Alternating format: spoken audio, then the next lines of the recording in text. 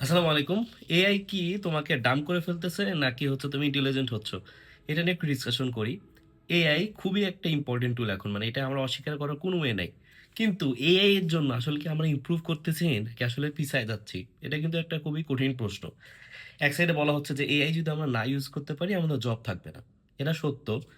কিন্তু আরেক সাইডে দেখা যাচ্ছে যে আমরা এআই ছাড়া কোনো কাজই করতে পারতেছি না। আপনাকে একটা স্টোরি বলি। কিছুদিন আগে একজন ইনস্ট্রাক্টর এই পোস্টটা দিয়েছিল যে তিনি ৩ জন স্টুডেন্টের পাবলিক স্পিকিং টেস্ট নিয়েছে।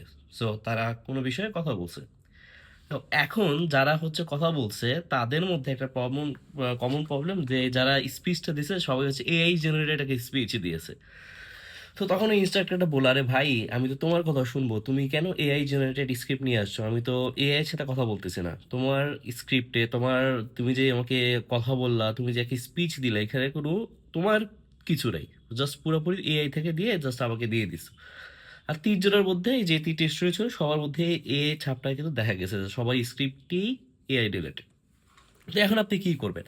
এই দেখেন, আপনি একটা পাবলিক স্পিকিং বা আপনি একটা স্পিচ দিলেন, এখানে আপনি পুরাটা এআই থেকে কপি করে নিয়ে আসেন। এটা কিন্তু আসলে কোনো ভালো কোনো লক্ষণ না। এটা কিন্তু আমরা এখন অনেক দেখতে পারি যে এআই ছাড়া আমরা কোনো কাজই করতে পারতেছি না।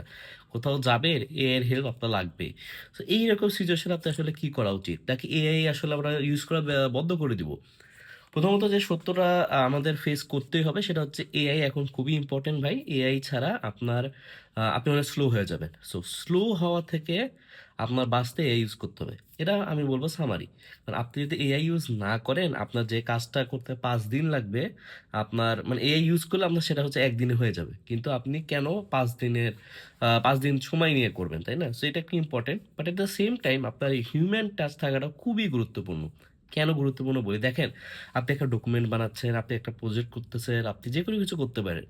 একটা হিউম্যান টাচটাই কিন্তু সেটার একটা সৌন্দর্য বাড়ায় দেয়। তো এই হিউম্যান টাচটা কিভাবে দিবে সেটার জন্য খুবই সহজ একটা ওয়ে হচ্ছে, ধরেন আপনি কোনো কিছু জেনারেট করবেন এআই দিয়ে।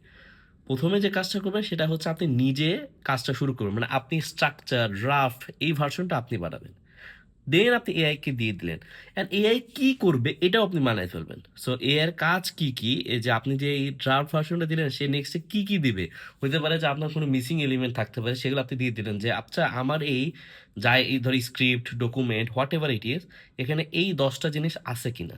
সে যদি সেটা জাজ করবে সে, আচ্ছা, কারণ আপনি কিন্তু আইডিয়াটা দিয়ে দিয়েছেন যে আচ্ছা একটা ভালো ডকুমেন্টে এই 10টা জিনিস থাকা উচিত, আমারটাই আছে কিনা, যদি না থাকে তুমি দিয়ে দাও। তো সে কিন্তু আপনার সেটা অ্যাড করবে। দেন ফাইনালি আপনি আবার চেক করবে, সে যে ভার্সনটা দিয়েছে সেটা আপনি আবার চেক করে আপনার নিজের মতো ফাইনালাইজ করবেন। তো প্রথমে আপনাকে শুরু করতে হবে, মাঝের যে পার্ট সেটা হয়তো এআই করলো, মেজরিটি এটি একটা অংশ, কিন্তু লাস্টেও আপনাকে কিন্তু নিজে করতে হবে। এইটা যদি আপনি করতে পারেন তাহলে বলা যায় টু সাম এক্সটেন্ট আপনি কাজটা দ্রুত করলেন। অ্যাট দ্য সেম টাইম আপনার ওই হিউম্যান যে ফ্লো বা হিউম্যান যে একটা ইনস্টিং থাকা দরকার, যে আচ্ছা এটা হিউম্যান লিখছে, হিউম্যানের একটা টাচ আছে, সেটা কিন্তু আপনি এখানে দেখতে পারবেন। তো আশা করি আপনারা যারা ভিডিওটা দেখতেছেন, খুবই সিম্পল একটা সাজেশন, এআই আমাদের ইউজ করতেই হবে। তো এটা বলে লাভ নেই যে আমরা এআই ইউজ করবো না, এই রিয়েলিটি আমাদের ফেস করতেই হবে। But at the same time আপনি যাতে এআই এর উপর পুরোপুরি ডিপেন্ডেন্ট না হয়ে যান।